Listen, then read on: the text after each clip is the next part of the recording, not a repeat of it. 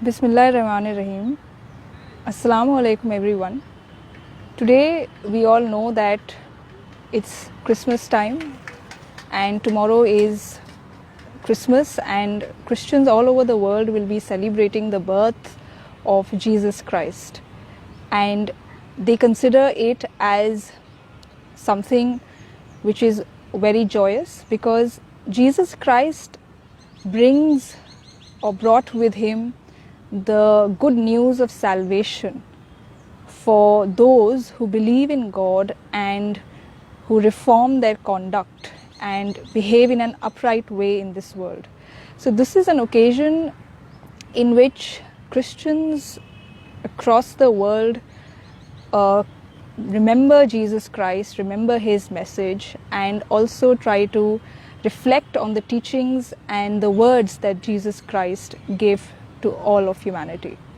So we'll be discussing some of the lessons that we have or that we can gain from the life of Jesus and which are profoundly applicable even in the present times, in this age.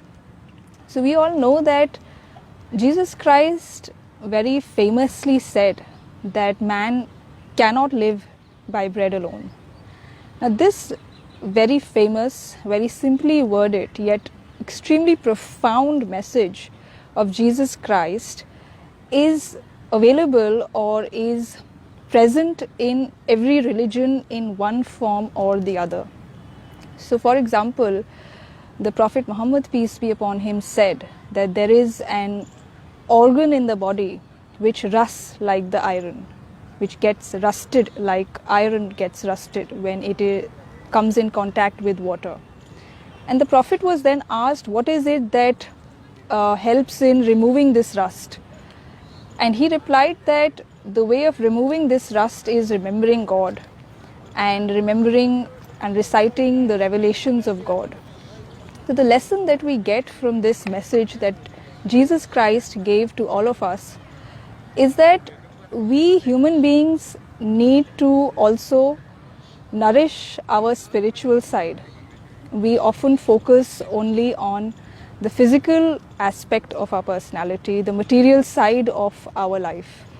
We grow as adults, we acquire education, we develop ourselves professionally, seek a job, and we settle ourselves in this world, have family, have good homes. But somewhere down the line, we end up feeling a void deep within our souls, because our personality is not just a physical structure. Our personality is essentially a spiritual being, a spiritual soul which is carried in the vehicle of the body. So this spiritual soul also needs sustenance, just as the body needs sustenance in the form of food. So we have to focus on this spiritual side. We have to nourish this spiritual side, and this spiritual side can be nourished by remembering God Almighty, by developing a relationship with God Almighty, because our soul has been created by God and therefore it seeks the Almighty. It feels complete when it experiences nearness to God Almighty. So we have to, throughout this life, develop a close bond with God Almighty. We have to remember him, we have to ponder over his creation, thank him for the blessings that he gave us, and we have to try to follow his commands in our life. The second very important message which Jesus Christ gave to humanity is when he said, love your enemy. This is also a very concise but a very comprehensive teaching when it comes to our relationships with our fellow human beings. Maulana Wahiduddin Khan interprets this quote of Jesus Christ by saying that it means love all, including your enemy. And the Prophet Muhammad, peace be upon him, has said that we should not live in our life by saying that if people do good to us, we will be good to them, and if they do bad to us, we'll be worse with them.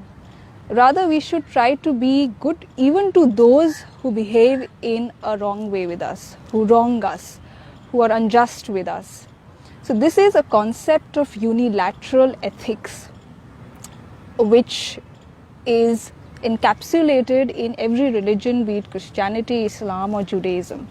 It means that you behave in a good way with people so that your character becomes a noble character. Your personality becomes a sublime personality which adopts higher moral principles. You don't simply mold yourself based on somebody else's behavior. You mold yourself and you develop yourself based on higher principles, based on noble principles.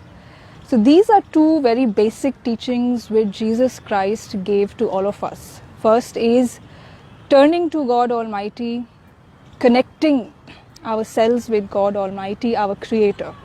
And if we don't do that, it would make us deeply incomplete and leave a void within our soul. And the second message is about having well-wishing for humanity, for our fellow human beings. Lastly, I would like to mention a particular verse from the Quran in which God Almighty says to believers, says to Muslims, "O believers, be like the disciples of Jesus." When Jesus, son of Mary, Isa ibn Maryam, said to his disciples, "People, O my disciples, who will be helpers of God?" So the disciples said, "We will be helpers of God." So the Quran is here asking believers, Muslims, the Mu'mineen, to be like these Jesus' disciples, the Hawariyun. And what was the very specific role of Jesus' disciples? This very verse of the Quran says that the specific role, contribution of Jesus' disciples was that they were helpers of God. Meaning they took the message of God from Jesus and they delivered it to people around them, to various communities. They dispersed in the lands around them and they gave the message which they took from Jesus to all mankind. So believers in the present age have to follow this model. That is, they are entrusted with God's message in the form of the Quran or the Book of God. And this message contains valuable guidance for this life and the afterlife. So we don't have to simply restrict or limit this message to ourselves. We don't have to keep it enclosed in protective clothing and keep it on the shelf. Rather, we have to understand the message ourselves and we have to share it with people around us. We have to share this discovery of God, discovery of meaning of life with people around us, with our fellow human beings, with our friends and acquaintances. This is a huge responsibility which devolves on the believers or on those who are followers of the Prophet. Because we all know that we often have discoveries about so many things. Generally, we live in the material world and we have many realizations about our material well-being, our job or our family, our home and so on.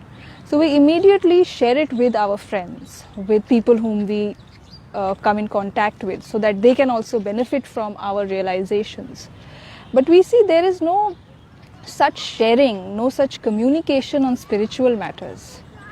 If you have discovered God, if you find solace and peace in God, then you must also communicate it and share it with those who haven't found God, so that their soul also finds satisfaction in remembering God. Because the Quran says that only in the remembrance of God can hearts find comfort, can hearts find solace. So this is a great message that we have from Jesus and his disciples. So let us all wish a very Merry Christmas to all our Christian brothers and sisters and all of humanity, so that we can adopt the message of Jesus, which is extremely relevant even in present times. and so that we all can become spiritually enlightened souls and don't only be people who live for the world, live for our material well-being, but also live for our spiritual well-being and live in a way that we are connected with God, live in a way that we are reminded of God through the various events that happen around us. Thank you and Merry Christmas.